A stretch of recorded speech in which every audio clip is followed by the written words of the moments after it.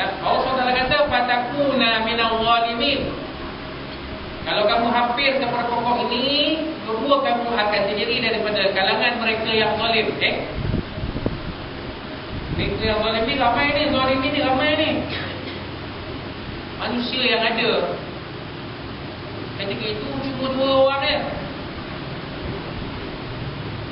Nabi Adam dan Siti Hawa. Rupanya Allah Ta'ala nak beritahu, kamu nanti bukan berdua saja, kamu akan ada keturunan di kalangan manusia. Kamu bukan kedua saja sampai mati. Ini Allah Ta'ala bagi hint kepada Nabi Adam dan Siti Hawa alaihi wassalam. Ya, boleh faham tak? Jadi pantang larang tak ada, melainkan satu je. Makanlah pokok apa pun, pokok buah geluak kau nak makan tak apa. Tapi jangan rapat dengan pokok khuldi. Jangan rapat. Itu larangan Allah. Satu je pantang larang.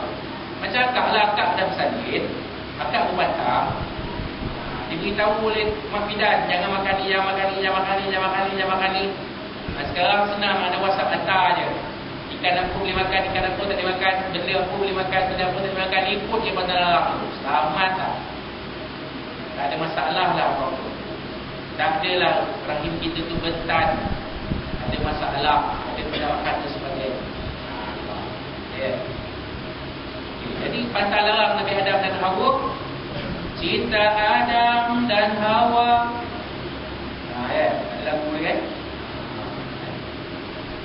Satu je pantang larang dia, jangan dekat dengan pokok khul. Kamu tahu apa je pak? Kamu akan berada dalam kalangan orang-orang yang zalim. Itu je. Dalam Taman Inklusi ini ramai orang yang zalim pada diri dia dan zalim pada diri orang. Kita orang lagi.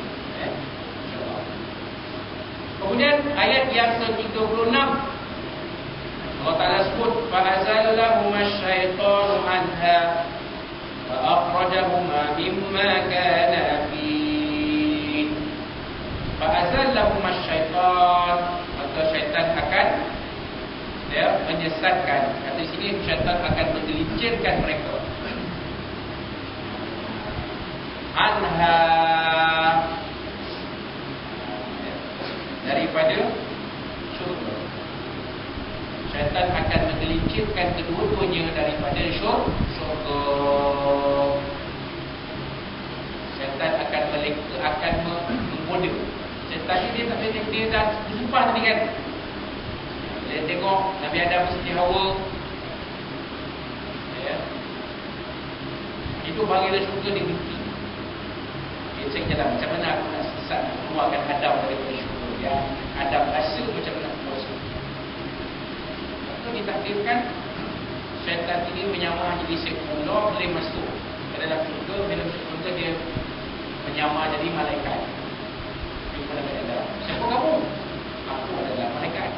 Memang betul asal-asal Iblis itu malaikat.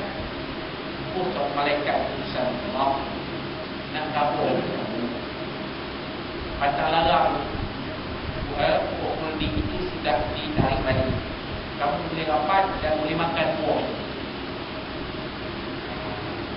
Dia kata mana boleh? Dia kata boleh, ini Allah dah beritahu sendiri, mana boleh kami langgar itu? Tidak. Adalah utusan Tuhan kepada kamu. Aku ni semua mengaburkan kepada kamu. Kamu dukung benda ni. Dan aku boleh bersumpah dengan nama Tuhan yang kata-kata aku ni benar. Sumpah. Bila dah syaitan Iblis ni bersumpah, apa kata Siti Hawa? Betul lah Pak. Kalau tak betul kan dia bersumpah dengan Tuhan Pak. Dan tu suruh makan pula buah ni. Suruh kita makan dulu tengok. Baik kata tak boleh, tak boleh.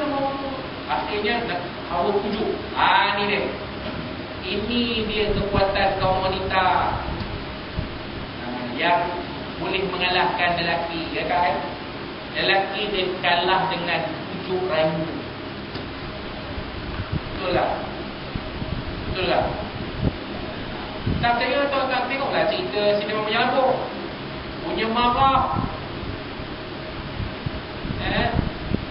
Ayah tu dengan Haji, dengan Haji dia punya marah ayah. Ada Pogri. Tengok dia punya batu kepala duduk, atas kepala duduk. Boleh pegang, palas. Marah apa?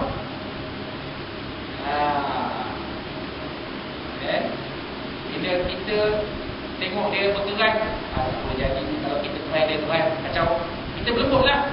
Aku duduk elok, hati perempuan tu berlembut, elok, dia pun nak ikut.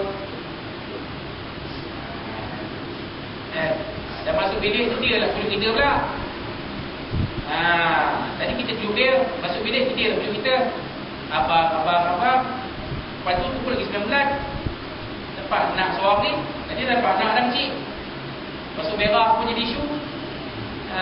Uyuk masuk bilik, jadi nombor 2 pula. Tu lagi 19, nombor 2 pula. Itu kelebihan orang perempuan. Ujuk rayu. Makanya Nabi Adam pun lembut hati. Tak apalah,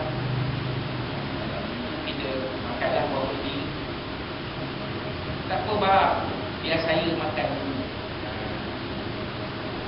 Siti Hawa makan buah suci, tak ada apa, elok je. Siti Hawa makan 2 biji, elok je. Tak ada apa, dia sampai tekuk. Dan ada turun daripada tekuk. Nabi Adam tengok Siti Hawa makan 2 biji buah roti, tak ada apa-apa. Nabi Adam pun akhirnya mengalah. Nabi Adam makan buah roti. Bila buah roti itu sampai di tekak, maka tercabutlah segala perhiasan dan baju pakaian yang dipakai oleh Nabi Adam dan Siti Hawa. Terluncur ambil pukul. Nabi Adam Siti Hawa malu, tutup, ambil capai daun-daun pohon syurga, tutup bawah, kemaluan bawah. Itu cerita. Jadi Nabi Adam kata, itulah sekarang macam mana kita kena keluarkan buah roti ni. Kalau kita keluarkan buah roti ni, mungkin kita kembali jadi biasa. Nabi Adam pun tengok satu ni, Nabi Adam tepuk nak pergi keluar, tak boleh. Dia keluar ke depan. Itu asal usul dia khalqum lelaki. Asal usul dia kata pengarang kitab je lah, kitab Suratul Anbiya. Orang perempuan pula tepuk dada. Kalau dia keluar, tepuk dada tak boleh keluar, dia ke depan. Itulah asal usulnya buah dada ataupun payung dada. Itu cerita. Orang tak lapu ke lah. Dengarlah saudara, kenapa kamu buat apa yang aku larang? Jika kamu dah buat apa yang aku larang, kamu naklah dihukum. Hukumannya, itu cerita dalam Surah Minyak. Dia langgar pantang larang jadi cantik. Apa dia? Si perempuan membunuh si buyut. Akhirnya si bujang ke si buyut? Si bujang. Akhirnya buyut. Akhirnya hukumannya kecantikan kamu tidak dapat dilihat oleh manusia biasa. Hilang kan? Akhirnya si bongkok ini dipengaruhi oleh iblis. Kita tengoklah dalam hidup Surah Minyak ayat 49. Ini cerita ni. Hukuman boleh kata kamu dah langgar larangan aku, kamu dihukum.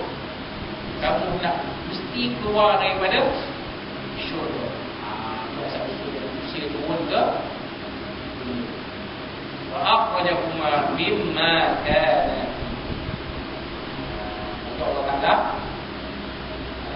akhrajahuma mimma kana. Jadi akhrajari, syaitan mengeluarkan keduanya daripada keadaan mereka sebelum, daripada syurga.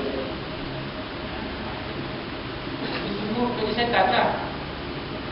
Kita dah tahu lah syaitan ni musuh kita yang paling nyata. Kita ikut apa? Kerana syaitan ni lah yang akan menjahanamkan kita selama kita ikut apa?